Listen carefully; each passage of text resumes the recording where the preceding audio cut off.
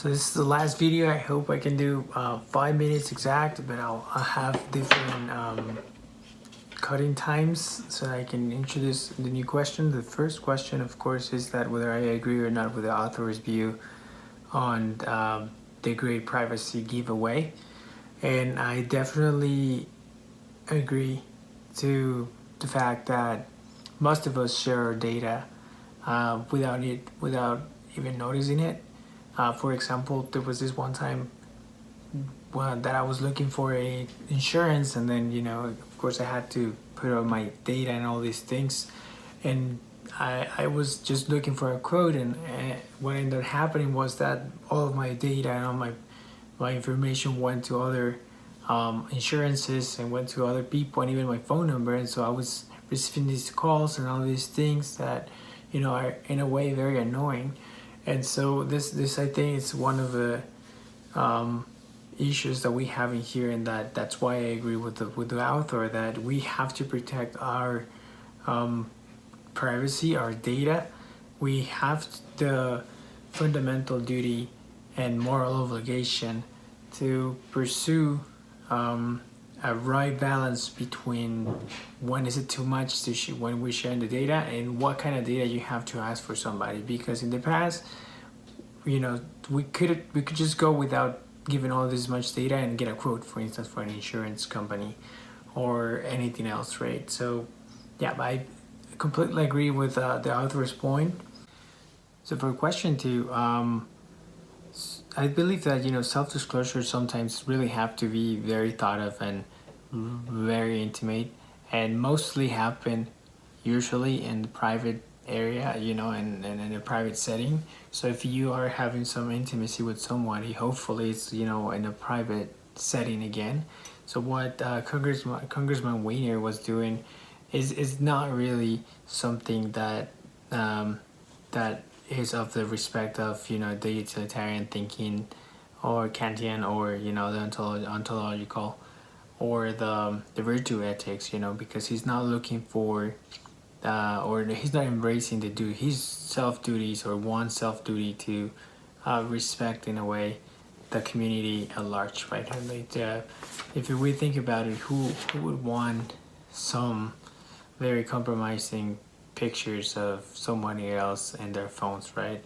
Unless, I guess, because we're full of machos in this world. If it was a woman, would this be different? If it was a congresswoman sending it to men, would they have ever said anything, or would they have ever discovered that she was doing this? I think that's also really good to explore. And some of the Kantian reasons on this is that we are supposed to do ourselves to dignity, self-respect, and privacy and intimacy, as well as freedom. So I think as long as we respect somebody else's freedom as well, we should be okay. And it's not fine to just send nudes to somebody else and expect a positive response with I think that was a very malicious intention from this congressman. At the same time, my contrasting point of view on this one is that it is very interesting that so much that we are trying to be modest, we're trying to be reserved and temperance and get some temperance into this. But in the past, Greeks and the age of stone societies used to literally be naked. So I think we've moved from a from a non-taboo kind of society to a very taboo kind of society where certain rules and regulations need to happen in order for it to function and work well. So yeah, I think these are the contrasts that I can find. Yeah, I believe this is what I can find and contrast and compare in question number two. In question number three, I think that Facebook and Google can definitely and very easily allow customers to know or to agree whether to share some of their information or not. They say that they, in some way, they try to protect you, and they don't do that, and that they will let you know if anything is taken from you and sold. And then most of them say that they don't sell this information, but they definitely do sell this information.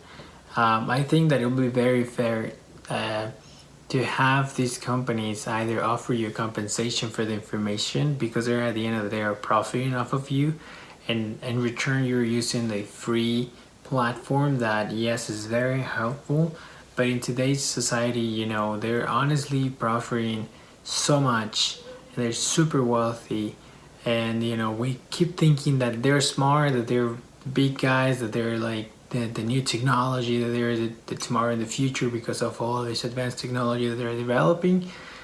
But I also think that we as, you know, consumers don't really see that we are in control of this, and then we're being marketed in a way in which we believe now that they're super great and super great to work for and super great companies. At the end of the day, I think that customers can follow through on ethical obligations on privacy by you know, asking the companies to enforce some ethical and moral practices for everybody, so that we all remain like stable and avoid you know, data breaches and anything like that.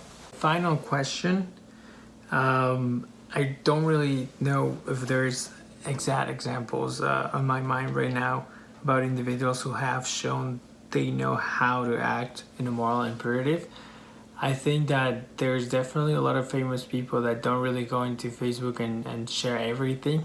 They try to keep it, they try to be responsible, and I've seen, you know, many influencers as well where they know what to convey to the public. And I think a great example is Barack Obama and also Michelle Obama. Every time you see stuff from social media, it's usually the right thing to say, it's usually the right vocabulary that they use, and it's usually the right topic at the right time, right? So I think that is an example of, hey, this is me really being responsible with my reach, with the influence that I have, with the information that I'm gathering and the information that I'm giving away. And here's how we use it, right? We use it in a very responsible way.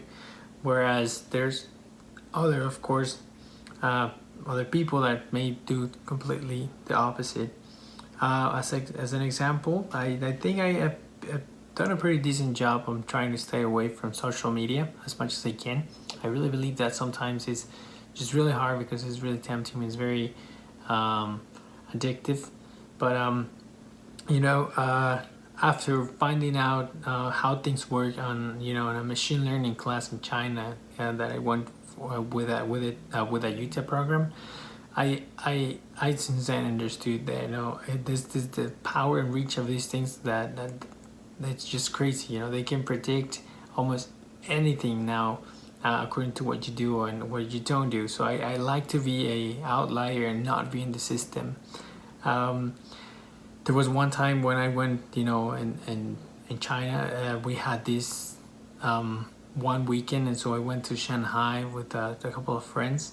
I for, you know, random reasons and mere destiny, I met a very nice Russian lady over there, and I really like her, but you know, I couldn't have her number because we just had a very quick chat, because she needed to go. She was also going to Shanghai. I was also going to Shanghai, but I had enough information, given my classes of machine learning over there, to try to find her in Facebook or any other social media that they have in China, right?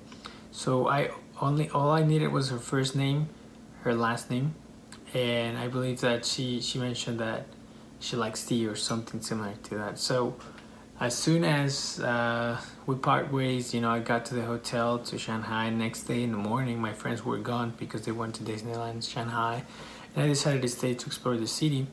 And what I ended up doing, I was trying to find her just to prove that, you know, whether the things that I learned in machine learning worked or not. Turns out they did. I found her, you know, I ended up sending her a text, and I was like, I'm sorry, I'm not trying to be creepy here, but this happened and this is the way I did it and it's incredible. And she was also like, what? But we ended up having a good conversation, hanging out a little bit, and we became very good friends. So yeah, that's, I think, one of the examples of you know, that I took from a lesson for life that I took back home, and I am now very aware of how not to share the too much information in social media. I hope, I can only hope, because I'm sure that my information is already out there and I've been already watched at every step of the way. But yep, that's gonna be my last response. And thank you very much for your class. It has been an amazing time. I know it's today, it's our last class, but I hope I can continue to see you in the future, and continue to have some of your lessons as well, which there actually were lessons for life, which I really appreciate.